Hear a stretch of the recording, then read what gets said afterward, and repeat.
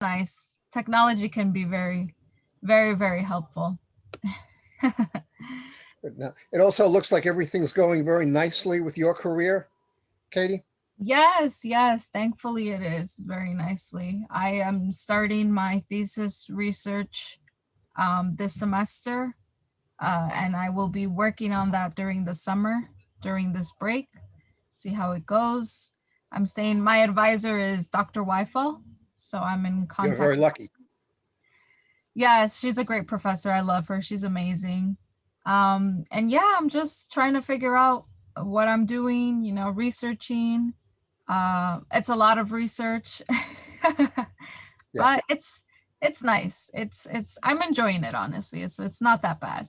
It's not as good, bad as I thought it was going to be.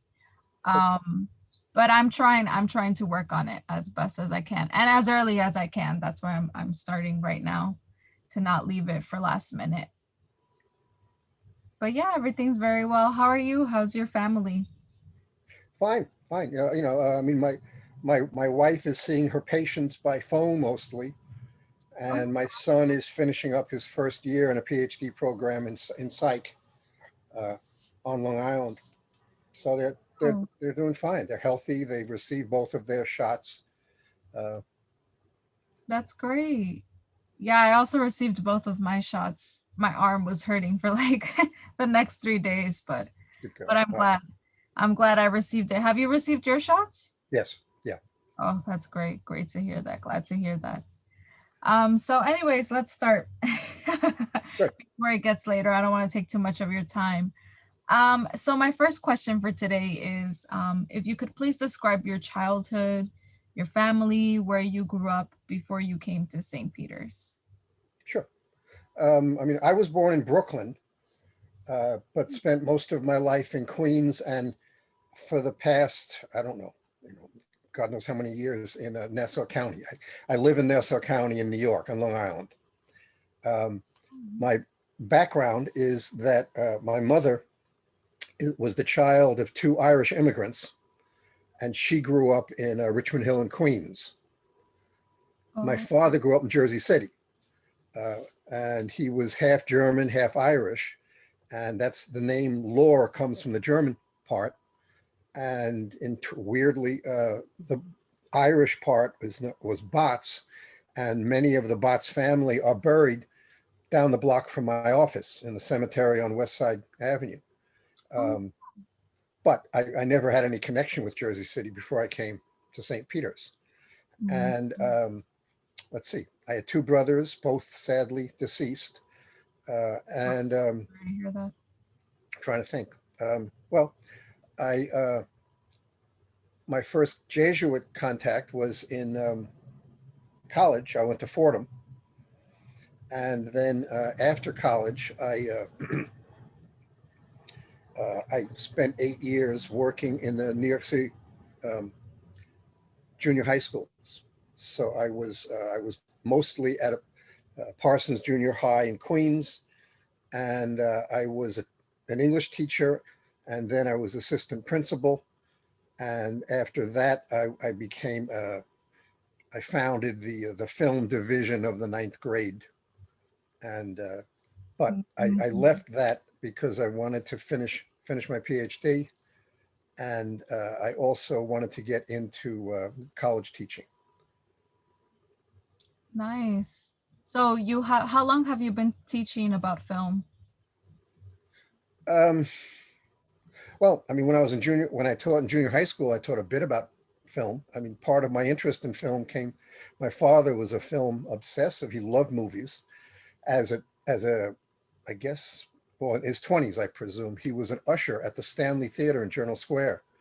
But he would talk about movies, and I picked a lot of it up from him. My first book was on film, and that came out in '77, just when I got to St. Peter's. So I've been interested in it a long time, even though my background, my PhD was in Victorian literature. I did my PhD at NYU. But Oh, by the time I finished it, I'd become so invested in film that the dissertation was on Victorian novels on film, and mm, most of my publications, most of my books have been about film. So long time, I mean, pretty much lifelong. And then I came to St. Peter's. Again, I quit junior high because I wanted to finish the PhD. And also the New York City system was in some turmoil at the time. And so that was a good time. So, and then I came to St. Peter's. So where did you go to high school and college?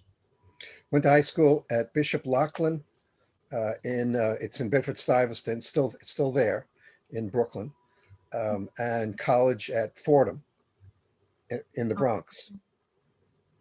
And then you mentioned that you studied in NYU as well? Yeah, I did my master's and PhD at NYU, Oh, so wow. that my education was all over New York. I went to elementary school in Queens Village, high school in Brooklyn, college in the Bronx, and master's and PhD in Manhattan at NYU. Wow. Yeah, like you mentioned, all over New York. Yeah, yes. That's nice. That's nice. So then what brought you to St. Peter's? How did you end up at I mean, St. at the beginning, it was just I was looking around for jobs, and some of my fellow graduate students at NYU said that they'd heard of an adjunct job at St. Peter's, and so I said sure. And then I met Lauren Schmidberger, who was my first chair in the English department, who was Mhm. one of the most influential people at St. Peter's and a wonderful guy. And I spent a year as an adjunct in the English department, and then Lauren Schmidberger hired me full time starting in '77. Wow. So you've been here since 77? Yeah, I've been here more than half my life. Wow. That's crazy. So you must have seen a lot of change. Yeah, yeah. I mean, on the one hand, a lot of it has remained very much the same. There's still a sense of tradition at St. Peter's, um, still a respect for different kinds of diversity, even though what diversity means has changed over the years. Um, when I came, I think it was just after women had been admitted as students. I think that St. Peter's admitted the first women for probably in the 60s, probably in the 1960s, probably around the same time that women came into Fordham. And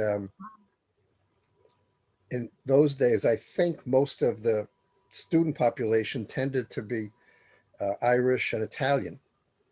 And I've seen a boom in particularly Hispanic students, but also African American and some Arabic students. In other words, that Yeah. the population is much more diverse today, globally diverse today Yeah. than it was when I came here. Um, Yeah, it's amazing. I was speaking to someone else who was saying that as well, that we do have a very diverse campus, a very diverse community in terms of the student population, like, different religious beliefs, religious backgrounds, there's just so much diversity, and it's nice to see that there's a lot of inclusivity, equality in the community, and yeah, that we all really respect each other.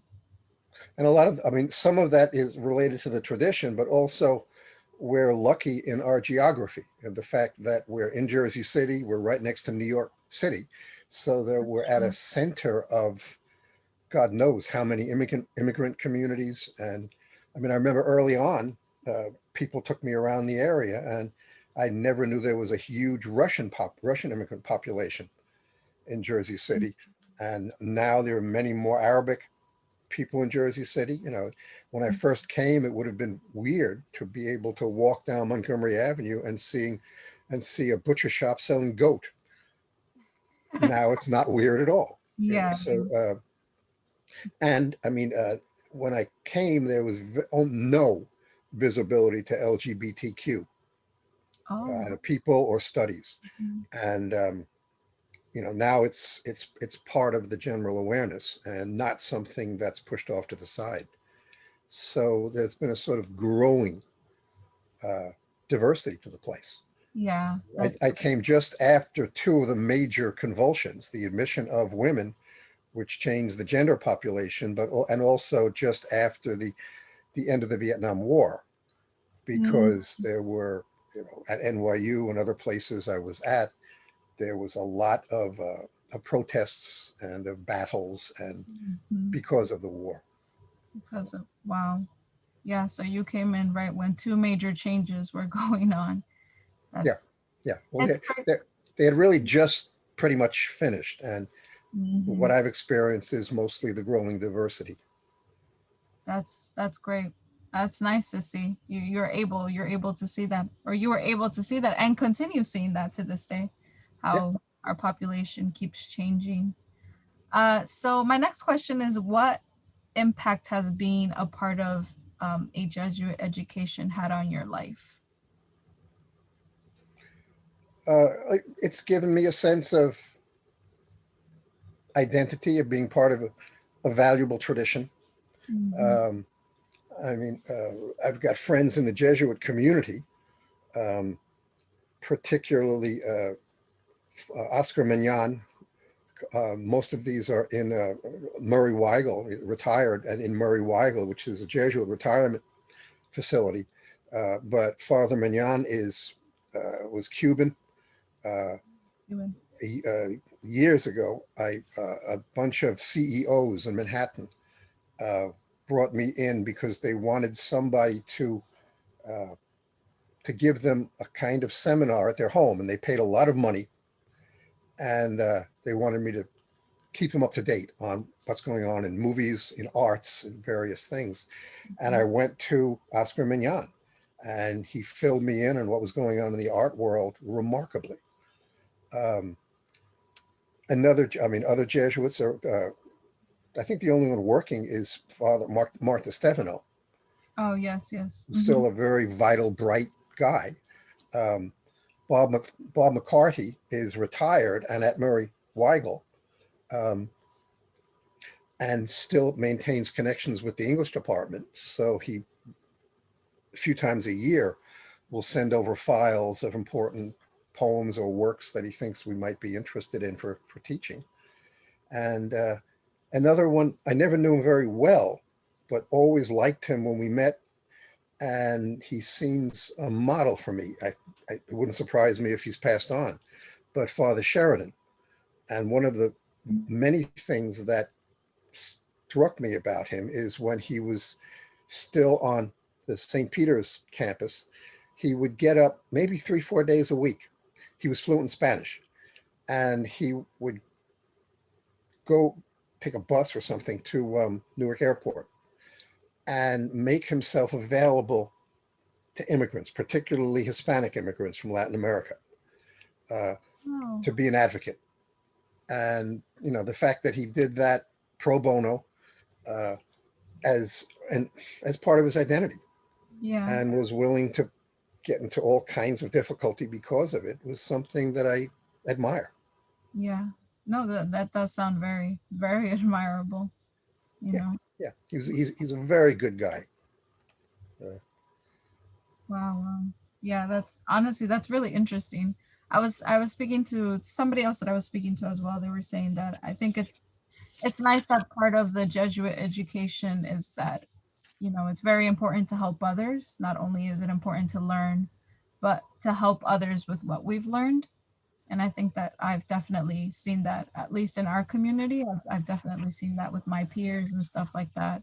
yeah, um, we are genuinely a community who likes to help, who likes to give back.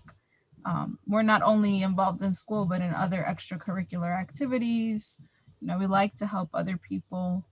Um, and yeah, and it all ties in as well to the inclusivity, equality, how we're all really treated equal within campus. I've honestly never faced any type of discrimination on campus. My peers, my friends, I've never heard them face any type of discrimination, based on just my experience and their experiences. But yeah, I do think that the Jesuit education is a very nice and admirable education. yeah. It's an impressive tradition, and especially since, again, part of my background was in Victorian literature. it's fascinating to see how it goes back, because in much of Victorian literature, the Jesuits are presented as stone cold villains. Mm-hmm. The British viewed the British also had a strong anti-Catholic bias. Mm-hmm. But you look at novels like Wilkie Collins's Black Robe, and whenever Jesuits pop up, you can be certain that they're going to be the Machiavellian villains, and that's part of their image in Europe. Whereas in French literature, they have a very different image. So it's always been intriguing to me to see how they've appeared in different continents, in different cultures. Uh, their role, good and bad, in the various voyages of exploration of the Americas and China. They're a fascinating tradition and strong one. I mean, they seem to be dwindling at the moment. You know, the fact that Jean Cornacchia is the first secular president of St. Peter's, that there seem to be fewer Jesuits to draw upon. Yeah. But I hope it's not a tradition that dies out. I mean, weirdly, one of my earliest colleagues was Steve Rosen, who was he's dead. He was Jewish, and he very much cherished the Jesuit institutions.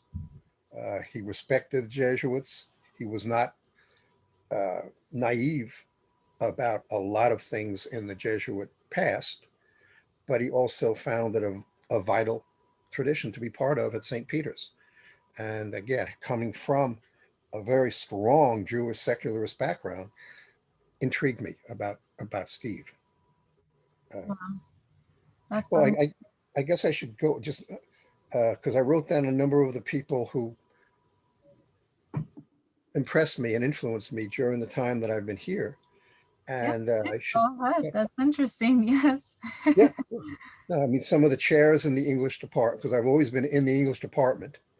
Mhm. And the first one that I mentioned, who is still alive, but he's elderly, was Lawrence Schmidberger, who held the department together and is a powerful presence on campus when he was here. The current chair is Scott Stoddart, who was the former dean, and he's a remarkably bright, supportive guy. So he's ideal for the department and a wonderful presence on campus. Yeah. Um, It's and very two sweet. others were Mhm. John Walsh, who comes to campus a good deal, even though he's retired, and Kathy Monahan. And the they're the Yeah. chairs that I most remember. But beyond the chairs, there are people who've been part of my time at St. Peter's who've been enormously impressive. I mean, two of them who immediately come to mind from other departments are David Surrey, who I'm sure you know, Yeah. I've met. and Joe McLaughlin. Mhm. And I mean, it's David Surrey is one of these ridiculously all-embracing, um, helpful, bright people on campus. And like Steve Rosen, his background is Jewish, but he's embraced the Jesuit traditions in the very best way. Um, and he's always taking students, to Mexico and on various trips. It's a joy to like have lunch with David, but it's also annoying because it's impossible to walk across campus and not be surrounded by a dozen students whenever he's in Yeah. public. So he's one of the magical people on campus, as is Joe McLaughlin. Another one who's just remarkable is Lenore Lager, Dr. Lager in psychology. And she's multinational. I mean, she comes from Colombia. Um, Mm. she's a visible person on three continents. In other words, that she's done a lot of work and been acknowledged in South America, in Europe, and in the States. In Mexico, she has rooms named after her in universities. She's published in Spanish and in English, and she's a widely respected person and also important because she had difficulties when she first came to St. Peter's. Mm, because she's a woman and because she's Hispanic. mm, But she's got an iron um, constitution, and she was able to deal with a difficult climate at the beginning, and now she's a treasure of the place. yeah. Um, there's when I came to St. Peter's with Steve Rosen was Victoria Sullivan, who was in the English department, and she's a poet and a playwright. She's retired. She lives upstate New York. She married Steve Rosen about a few years before he died, and she was again one of a gutsy presence on campus. Um, Rachel Rachel Weifel again is one of these. I don't know how she does it because she's singing in Manhattan and she's setting up the honors program, and I mean Yeah. she's just got the energy of seven people. Yeah. She Um, does. there's well, I mean, a couple of people that I don't know all that well, but Fatima Sheikh in the communications. Mm, She retired a year or two ago. She was a journalist. She comes from New Orleans, and she taught me a lot about what it was like to grow up black in New Orleans, but also be aware. Her father was one of the Tuskegee Flyers, the famous group of flyers in World War II. wow. And her sense of her tradition. I mean, one of the things I never knew was that black people in New Orleans, some black people in New Orleans, in the mid 19th century, during slavery times, there was a whole cadre of them who were quite rich and privileged. They had slaves, in other words, and the idea of black people in this country owning slaves during the time of slavery, they had opera houses. It was well. She opened up worlds to me, and again, she's a very valuable push. Her latest book just came out, but um, let me see if there's any. Yeah, of the administrators. One of the ones who's been very helpful is the current vice president, Fred Donato, who's he chaired the psych department. He left for a while, then he came back. Now he's the VP. Uh, he he set some. He wanted me to do something on the 1st of December in 2005. That's still important. He wanted to start a lecture series called the Featured Faculty Series, and he wanted me to start it off. And so I did, and I did a talk on film noir, which was a book that led to a book that I did 10 years ago. In fact, the talk that I gave in Hong Kong this month is also on film noir. Mm, Uh, but, Fred Bonato basically set that up. And the reason it's important to me is because my father, who grew up in Jersey City and subsequently moved down to South Jersey into a retirement community with his sisters, he brought his sisters, my aunts, and my brother to come and watch it. My brother had very little to do with academics. He just died last summer, but he was a very visible rock star in the 70s and spent a lot of time in England, had a number of albums and whatever. So he had a lot of visibility in a world different from mine. And I am grateful to Fred basically for allowing, you know, important people in my family to come to St. Peter's and see what I do. And Gene Cornacchia has always been supportive. He's a good guy in my every interaction with him. But the people that I am most indebted to, perhaps, are the support people. I mean, in the English department, Mrs. Kuzminski, Barbara Kuzminski, oh yeah. she holds me up in many times. She does the work of 40 people, and she's just a wonder. Yeah. Uh, and She's a true treasure. Yeah, she's just great. Uh, and in the psych department, there's Debbie Kearney, and who also works with David Surrey on the faculty resource Oh, works because she helps organize a lot of the grants and structures, and the Faculty Resource Network is a linkage between St. Peter's and NYU. And NYU invited me to do a couple of their summer seminars. They have seminars every summer in probably 30 different fields, and they go for a week. They put everybody up in hotels, and they put the students up in the dorms. But the students they're from all over the states. They're all faculty, and in fact, one of the students was Lori Boozer, doctor of the business department. She's a lawyer, and at St. Peter's, and these are week-long intensive, like 9 in the morning to 5 at night seminars. Wow. So I taught two of them, I think in '09 and '18, but a lot of the logistics were handled by Deb Kearney. So that's, let's see. Well, other of the support people are the IT people. You was before your time, but Bill Knapp headed what was then called Instructional Resources, and now I presume is IT. Again, he couldn't help you enough. And right now, Rob Adelson is the head of IT and has been enormously helpful to me. Well, I mean, I could go on, but I Yeah. fear that I'm leaving somebody out who's significant.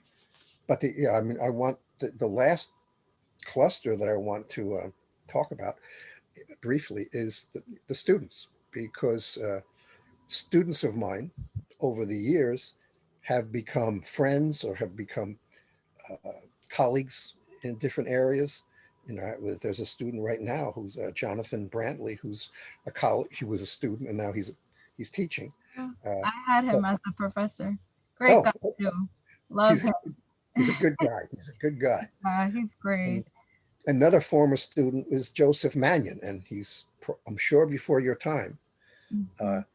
but he went on to become a physician, and he has a thriving practice in South Jersey, in Avon. And towards the end of my father's life, he was having clusters of health problems, and he lived in South Jersey. And I wound up connecting my father with. I would go down and bring him to see Joe Manion. And for Wow. maybe 4 or 5 years during my father's decline. And Joe was magically helpful because my father could be very obstreperous and difficult for doctors to handle, but he liked Joe a lot, and Joe was enormously helpful to him.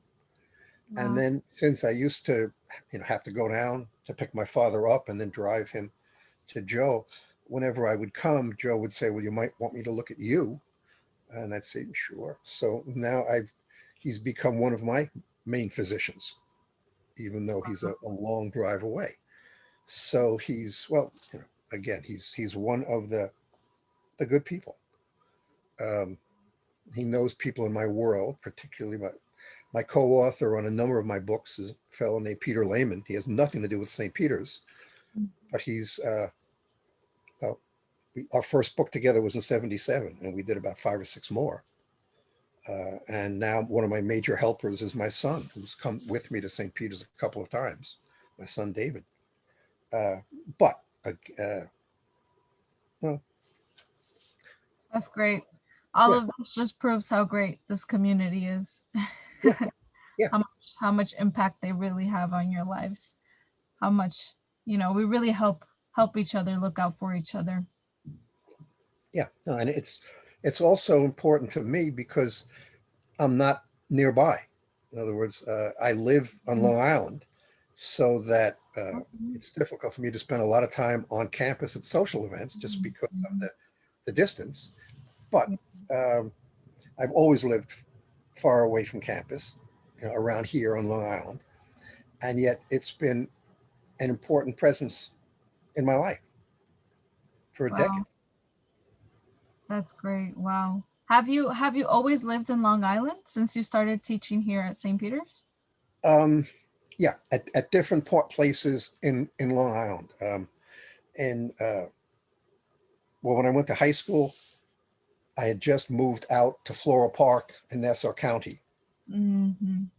Then, about 10 years after that, I moved into Queens for about 10 years. But then, at the end of that period in the 80s, I wound up buying my father's house, uh, Oh. which was where I largely grew up. So that in the 80s, I got married in 81, and in 87, at 6 or 7, um, my son was born in 86. And so in 87, I bought this house in Floral Park. And so, before that, I'd been commuting back and forth to St. Peter's from Kew Gardens and from Flushing and areas around Queens. Now I'm in Nassau County. Hmm. Wow, that's so nice. It's incredible because it's there's many people like you who live far but still commute to St. Peter's, still remain in St. Peter's even though they have to, travel a bit to get there. Yeah. Um, but yeah, it's amazing to me. So my next question is, I know that you previously mentioned that women were just recently admitted into the university and the Vietnam War was going on, but what larger societal issues have occurred during your time at St. Peter's, and what impact did they have on the community and on you? Yeah. I mean, my main sense of the social changes, because again, when I came in 76, 77, so that the Vietnam War had just ended and women had been admitted to St. Peter's, uh, I think in the 60s. I'm Mhm. not sure, but it makes sense that it was in the 60s. So that those two huge social shifts were over when I came. And what I've mostly noticed is a sort of growing inverse pyramidal uh, presence of diverse kinds of people who became mainstream and normative. I mean, not just women, but certainly Hispanics. In other Yeah. words, that there's a much greater presence of Hispanics at St. Peter's than there was when I first came. Um, African Americans and a number of Arabic cultures, some Asian students, although I don't think there are all that many Yeah. currently. They're There's usually some. study abroad students. I've met Pardon? a couple of they're usually study abroad students. Like they come here for like a semester and then go back home. But yeah, I've seen a couple of Asian students. Yeah. But, I mean, it's my understanding that people like Fred Minato doing their best to bring them in, to draw Asian communities. Yeah. Uh, and but I mean, again, and I mean, aside from different types of people, um, I mean, people of different national backgrounds, there are also the issue of sexuality, Yeah. because at one point I remember, so, so, I don't know, some gay scholar was going to give a presentation involving gay issues, and from what I heard, it was largely shut down because it was just not something that St. Peter's would sanction at that point. Yeah. And now the idea of, I mean, gay, lesbian, transsexual is almost, in other words, it's Yeah. gone from being way off the margins to now being so Yeah. mainstream that you hardly notice it at times. Yeah. I mean, you're in the honors program, is right? Yes. Well, Yeah. I mean, it's before Dr. Weifel, probably long before. There was a wonderful guy named Don Cannon who ran it. And one of the things that he did, because I was so interested in film, uh, he gave me a free rein to design and teach courses, so that in the 80s and 90s, I was teaching women in film. I was teaching various kinds of Oh, modes of representation in film and film history. And the women in film, in fact, I transformed the women in film course to one that I taught at one of the NYU summer seminars, and I'm teaching the course at St. Peter's next fall. Uh, Instead of women in film, it's gender and sexuality in film, Mm, because the idea of just limiting sexual and gender issues to women was fine in the 70s and 80s. But mhm, the very idea of what gender and sexuality are all about has changed. Women studies, feminist studies used to be a very limited, discrete area, but now they've exploded into LGBTQ studies, uh, and basically studying somebody, a group of people, as well as a group of artworks and films uh, produced on the gender and sexual margins, what used to be the margins, and are now not necessarily mainstream, but getting there. mhm. So that Don Cannon let me do a whole cluster of films related to that kind of, well, diverse approaches to film and television. So I did a film noir course. I did women in film, different cultures. I did silent film, and I mean, also one of the things that St. Peter's has done, if you can make a case for it in the faculty, they've traditionally been very supportive with, well, with travel, different kinds of travel, so that I've been for 25 or more years. I've been invited to talk at an Italian film festival uh, in northern Italy, outside of Venice.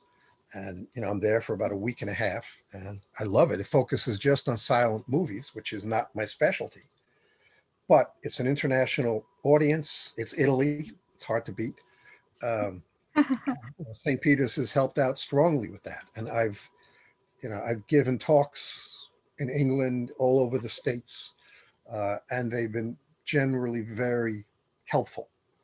They might not have paid everything, but they've done what they could to Yeah. subvent my travel and such. So that receptivity is something that's is very impressive about the place. It's done a Yeah. lot for my career, because I've published over what 12, 15 books. I'm not quite sure how many, uh, and they've helped with that, as well as they've been receptive. I mean, there's not much direct connection, but I'm also the co-chair of a faculty group up at Columbia, Mm, and it's called the University Seminar on Cinema and Interdisciplinary Interpretation. And Columbia funds it all, but they I'm able to bring in scholars from all over the world. We have meetings once a month, and so that I'll bring in somebody from, who knows, England or whatever, and they'll do a presentation. And so most of the major film and media scholars uh, have been through this seminar, and it's a very vital, exciting thing to be part of. In fact, the current chair, Scott, uh, I invited him to do a talk at one of these groups. wow. So anyway, Yeah, that's great. No, I agree. I feel I also the school helps a lot in terms of financial aid and which is why so many students like myself, first generation children of immigrants, are able to even attend college because we receive that help. We receive that aid, scholarships, grants, financial aid, etc. I think that the school is very, very generous when it comes to that as well. Um, and yeah, honestly, I'm very thankful because it gives me the opportunity to study. I wouldn't be here speaking to you if it weren't for that. Um, so yeah, I agree. I It's mean, but and your presence helps me. I mean, the fact of students who are as bright and involved as you gives yeah, me a sense of no, satisfaction. I think, yeah, like you said, we help each other. So Yeah. it's a very, very nice community. So for my last question, why is St. Peter's University an important institution of higher learning? I mean, I suspect for most of the reasons that I've already touched upon. Uh, the fact that it's in my time, which is more than half of my life, it's been very receptive to diverse Mm-hmm. kinds of peoples as well as approaches to knowledge. For example, when I when I did my PhD at NYU in the 70s, I wanted to do it on Victorian novels on film. It was in an English department. The Yeah. English department at NYU wanted no part of that. If it wasn't for my mentor, William Buckler, who had been a dean at NYU, and he was very politically savvy. Mm-hmm. He said, "Bill, look, you want to do film? I'll stand behind you." And he fought a bloody war with the English department because at that time, the English department sneered at anything related to film studies. They felt superior to. I mean, that's gone now Yeah. because, well, I mean, just in the States, the first PhDs in film only were granted in the 1970s. And film studies was something that was seen as very marginal at that time. Now it's mainstream. Wow. Um, and yet, Bill Buckler, my mentor, fought the battle so that I was able to do that, and then was able to build my career. I've always been in the English department at St. Peter's, but because of this receptivity to different approaches, I've Mm-hmm. been able to teach film, video, uh, a whole variety of things that were not part of the English canon when I came. So and again, I mean, one of them is the honors program, Don Cannon, and now Rachel. The honors program has always supported uh, inventive Yeah. courses with new approaches. Yeah. Um, Part of it is, I guess, part of it is the Jesuit tradition, although again, the tradition is diminished Mm-hmm. because there is a few Jesuits remaining. There were many more when I first came here, uh, and now, well, again, every president of St. Peter's had always been a Jesuit until Gene Cornacchia, because the pool from which people could select for somebody able to head an institution like this Yeah. had shrunk. So that, but the tradition still continues, even though there are fewer physical Jesuits around. Mm-hmm. Um, and the commitment St. Peter's has long had to being an urban institution, a diverse institution that's plunked right down in Jersey City, which is an almost bewildering cross section of cultures and races, you is exciting. Mm-hmm. So well, uh, it's funny, going back to, I mean, two of the people with whom, I mean, my background was Roman Catholic, Mm-hmm. but two of the people with whom I've been closest and most respected at St. Peter's were Steve Rosen, who was in the English department, who was Jewish, and David Surrey, who's also Jewish. And thinking of both of them, it was a right wing critic who had a TV show in the 70s and 80s, and then William F. Buckley, who you wouldn't know. But he famously spoke at the funeral of a friend. And at the funeral, he said, "I'm so sad to see," whatever the fellow's name is. He said, "All my life I've been involved in the Catholic tradition. I've been a Catholic. Most of the people I know are Catholic. I cherish the Catholic tradition. And I've always looked for somebody that I consider the perfect Catholic. Mm-hmm. And the model for that tradition is lying here in that coffin, Mm-hmm. and he's a practicing Jew." And that awareness, that sense of respecting Yeah. other traditions, is something I see in David Surrey, I saw in Steve Rosen, and that St. Peter's provided. soil in which he could grow. Wow. As Yeah. well as, again, somebody like Lenore Lega. Again, when she came, she had a number of difficulties to overcome. She was a woman in a dominantly male environment. Mhm. She was Hispanic Yeah. in a dominantly male environment that was largely Irish and Italian. She was you know, a foreign national. She was from South America. Uh, Wow.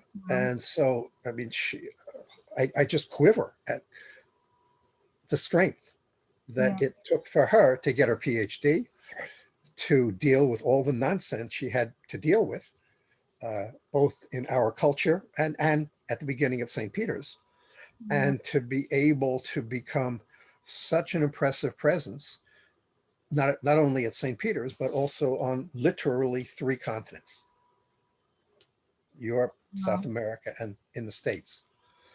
So, you know, well, anyway, those are a couple of the things that strike me.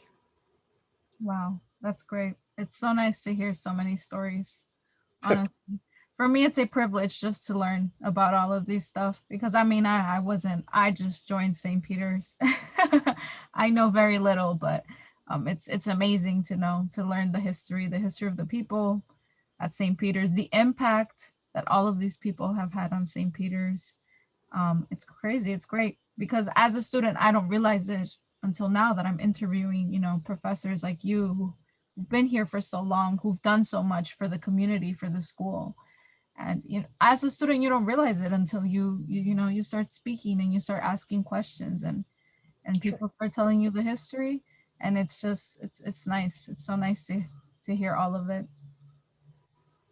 Good, good. No. And it's a worthwhile thing for you to gather this data from.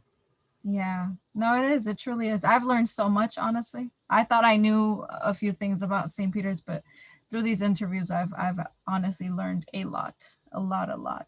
And I'm glad I did. I'm glad I did because it's very important. At least I think it's very important. Good. No, I mean, I couldn't agree with you more.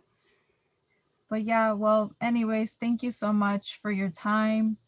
I will not take your time anymore. Thank you so much. Today is a really nice day. Yeah, Enjoy it. it's been um, my pleasure, and I wish you luck with. Thank you so much. And I will be seeing you next semester, hopefully. I will be taking a class with you next semester. So Good, we will be good. seeing It'll be a each joy to see you face to face. other. Yes, it will. Finally, we'll all be able to see each other face to face once again. But, anyways, take care so much. God bless you and your family, and we will keep in touch. And you and yours. Be well, Katie. You too. Thank you. Bye bye now.